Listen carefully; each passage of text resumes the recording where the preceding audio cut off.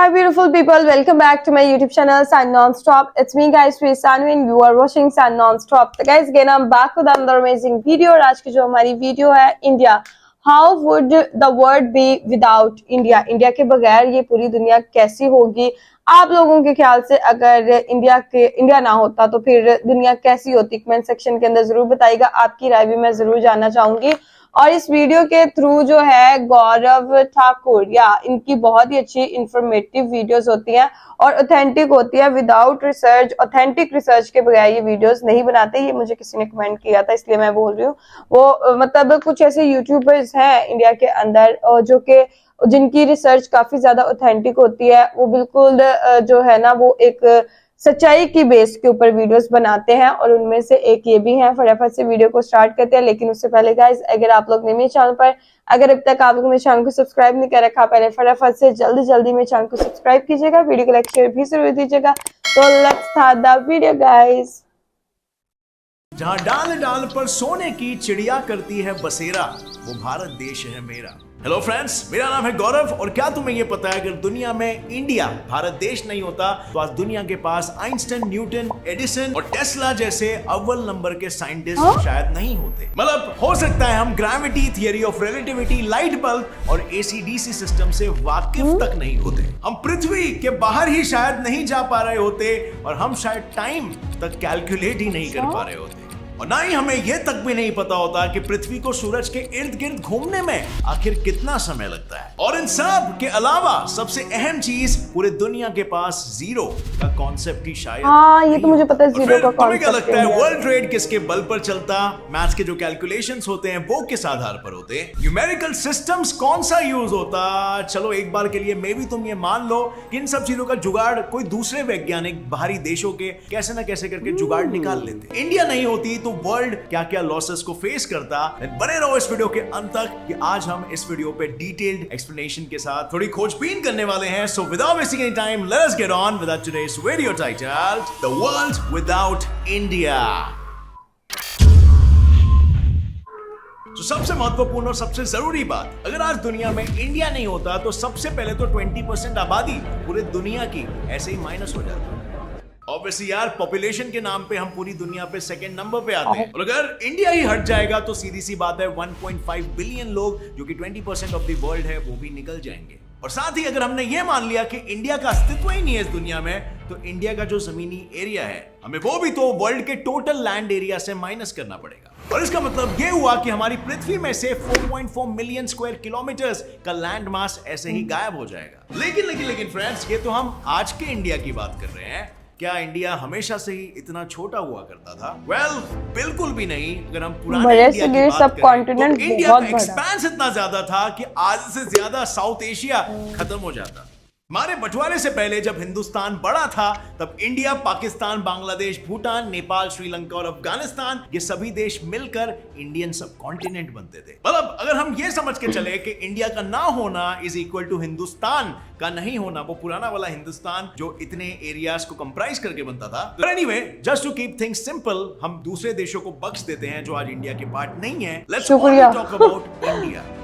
अगर इंडिया नहीं होती तो दुनिया एक बहुत ही महत्वपूर्ण चीज से वाकिफ नहीं होती जो इस पूरे दुनिया में और कहीं पर भी नहीं है, और वो है हमारे सर का ताज. ताज होटल नहीं, I am talking about Himalayas.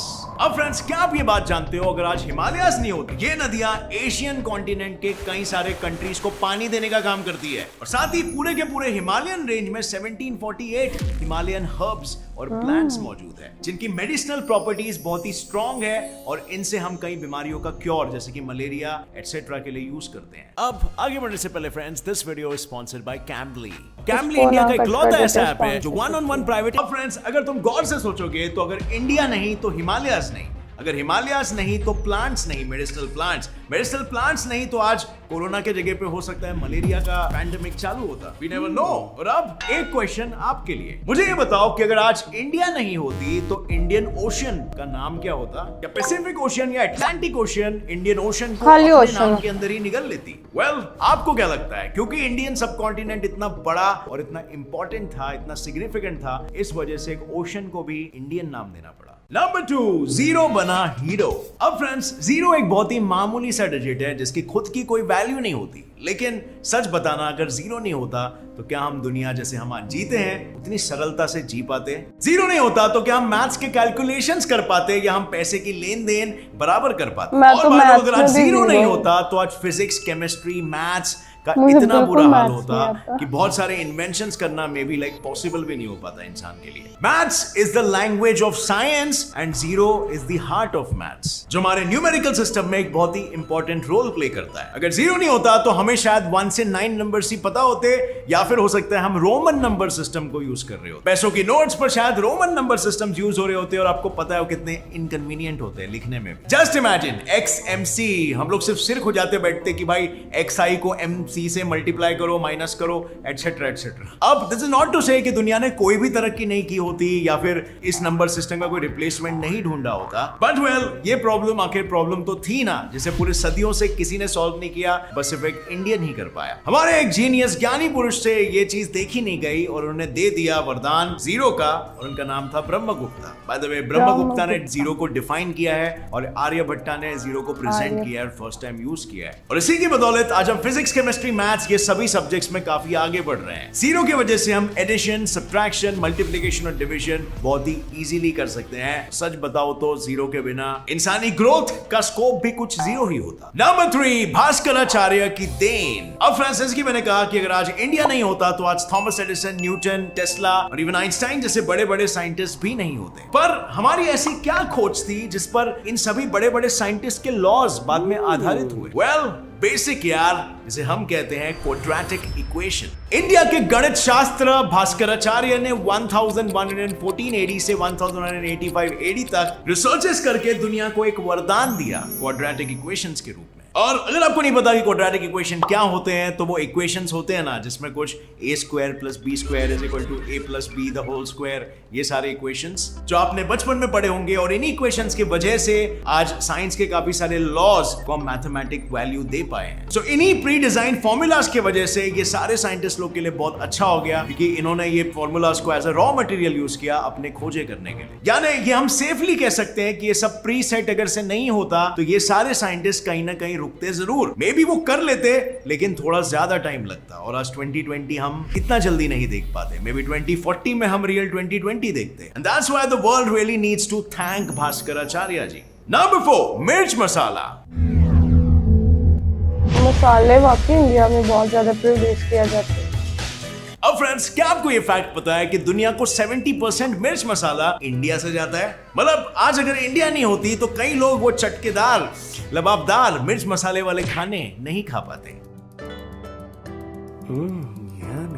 So much masala, there's so many different spices in there, you can taste the ginger. दुनिया में आज मिर्च मसाले की तंगी होती और हम सभी को यूरोपियंस की तरह बॉइल्ड फूड खाना पड़ता, और जो लिमिटेड स्पाइसेस होते हैं उनका भाव पूरे दुनिया में बहुत स्पाइसेस से तो खाना मजे का लगता है। इंडिया के पास आयुर्वेदा भी नहीं होती जो यही स्पाइसेस को मेडिसिन में यूज करती है। और अगर आपको ये पता नहीं है तो मैं ये बता दूं कि आयुर्वेदा एक ऐसा साइंस है जिसे 1000 BC से यूज किया जा रहा है, और इसका सबसे पहला प्रूफ और कोई नहीं बल्कि हमारे फेमस प्लास्टिक सर्जन सुश्रुत जी ने किया है। उन्होंने साइंस की इंपॉर्टेंस अपनी बुक सुश्रुत संहिता में भी बताई है, और इसके इफेक्टिवनेस को सेल्फ अटेस्ट भी किया है। और इतना ही नहीं यार, तुम लोग अपनी लाइफ में भी देख लो, जब भी हमें मामूली सी सर्दी या जुकाम होता है या हमें डर होता है कि कहीं हमें कोरोना ना हो जाए, तो हमारे पेरेंट्स हमें क्या पिलाते हैं? जो मेडिसिनल काढ़ा हमें पिलाया जाता है उसका लिंक भी कहीं ना कहीं आयुर्वेदा से ही होता है। और इसीलिए फ्रेंड्स मैं ये कह रहा हूं, आयुर्वेदा जो आज इंडिया से पनपा है उसके पूरे वर्ल्ड में 32,500 करोड़ की मार्केट है, और ये भी कहा जा रहा है कि 2025 तक यही मार्केट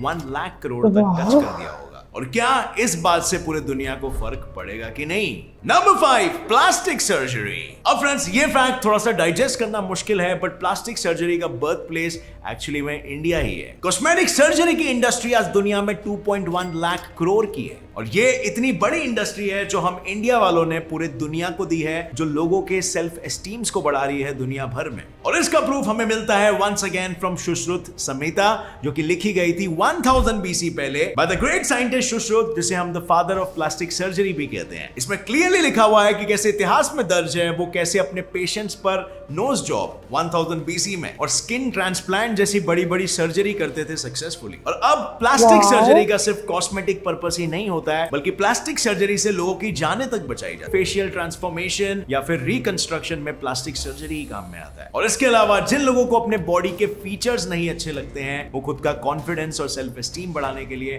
प्लास्टिक सर्जरी भी करवाते हैं। और इस तरीके से ये इंडस्ट्री लोगों को एक तरीके से खुश करने का काम कर रही है। इस इंडस्ट्री से आज की तारीख में पूरे दुनिया को 4.8 लाख करोड़ का फायदा हो रहा है। Number 6, USB and wifi. अब फ्रेंड्स, दुनिया जिस तरीके से टेक्नोलॉजिकली एडवांस होकर जी रही है, इसमें हमारे इंडिया का बहुत बड़ा कंट्रीब्यूशन है। अगर इंडिया आज नहीं होती तो आज Oppo, Vivo, iPhone, Nokia, MI, OnePlus जैसी बड़ी बड़ी कंपनीज भी शायद नहीं होती। इनके अलावा एयरटेल, वोडाफोन, आइडिया, यूनिनॉर जैसी कंपनीज भी नहीं होती। हर जगह पर तुम्हें बस STD बूथ ही दिखाई देते, और ये मैं इसीलिए कह रहा हूं क्योंकि हमारे भारत में ही जगदीश चंद्र बोस ने कलकत्ता में रेडियो वेव्स को डिस्कवर किया, और इस रेडियो वेव्स पर ही पूरी की पूरी वायरलेस टेक्नोलॉजी डिपेंडेंट है। और अगर ये नहीं होता तो आज पूरे दुनिया में इंटरनेट तो होता, मगर वायर्ड। फोन भी आप कर सकते थे, मगर वायर्ड टेलीफोन लाइन की वजह से।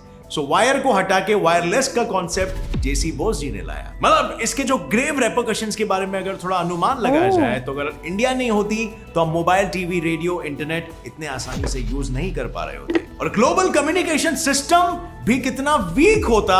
एंड नाउ जस्ट इमेजिन कि ग्लोबल ट्रेड, जो billions and trillions of dollar का ट्रेड हो रहा है पूरे दुनिया भर में इसी टेक्नोलॉजी की वजह से, किस हद तक इंपैक्ट कर रहा होता। और इतना ही नहीं, रेडियो वेव्स की वजह से ही आज आप सैटेलाइट से भी कम्युनिकेट कर पा रहे हो, और कितने सारे बड़े बड़े कंपनी जैसे कि गूगल, अमेजॉन के सर्वर्स चल रहे हैं, और इतना सारा इंफॉर्मेशन पूरी दुनिया भर में बांट पाना पॉसिबल हो पा रहा है। यहां तक कि स्पेस एजेंसीज को जो इंफॉर्मेशन मिल रही है वो भी रेडियो वेव्स के थ्रू ही मिल रही है, वरना हम में भी शायद स्पेस से भी अनजान होते कि what is out there outside the outer space. और अगर हम ये नहीं जानते कि बाहर आउटर स्पेस में क्या है, तो हम ब्रह्मांड के में भी बेसिक लॉज से भी अनजान होते। और शायद जैसे हमने कैलकुलेट किया था कि 20 to 30 इयर्स नहीं, आज पूरी दुनिया शायद 60 to 70 या इवन 100 इयर्स पीछे होती। और इतना ही नहीं फ्रेंड्स, आज जो तुम USB पोर्ट्स यूज कर रहे हो और USB डिवाइसेस यूज कर रहे हो इंफॉर्मेशन शेयर करने के लिए, उसका भी इन्वेंशन एक इंडियन अजय भट्ट ने किया है। और अब वर्ल्ड को बिना इन टेक्नोलॉजीज के जरा इमेजिन करके देखो, कितनी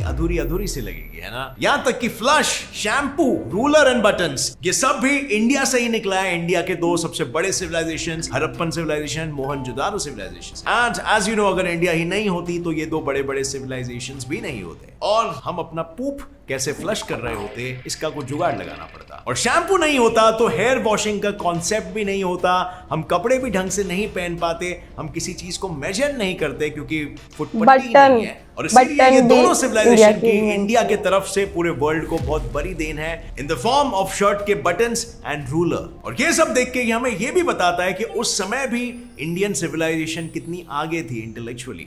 नंबर 7, एंटरटेनमेंट। अब हेलो, आप एक आम सुस्तड़ इंसान हो जो घर पे बैठ के पूरा दिन एंटरटेन होना चाहते हो, और आपको नई नई चीजें बहुत ज्यादा पसंद है। तो अगर इंडिया नहीं होती तो सबसे बड़ा झटका तो आपको लगता। इंडियन फिल्म इंडस्ट्री हॉलीवुड के मुकाबले साल में डबल ज्यादा फिल्में बनाती है। What?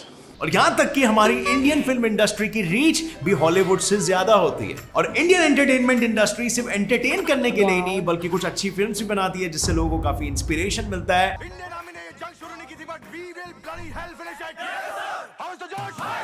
And most of it all, बहुत सारे लोगों को रोजगार मिलता है। एंटरटेनमेंट के साथ यहाँ पर स्टोरीज, बायोग्राफीज, इवेंट्स का भी जिक्र होता है, जिससे लोग इंफॉर्मेशनली और भी ज्यादा अवेयर होते हैं। Always been impossible space research organization, a dream that can be a reality. और साथ ही साथ बॉलीवुड इंडस्ट्री की नेटवर्थ आज 1100 करोड़ है, और इससे आप अंदाजा लगा सकते हो कि वर्ल्ड के जीडीपी में इसका कितना बड़ा हाथ है। और फ्रेंड्स, जब हम बात करते हैं एंटरटेनमेंट की, तो हम क्रिकेट को कैसे भूल सकते हैं।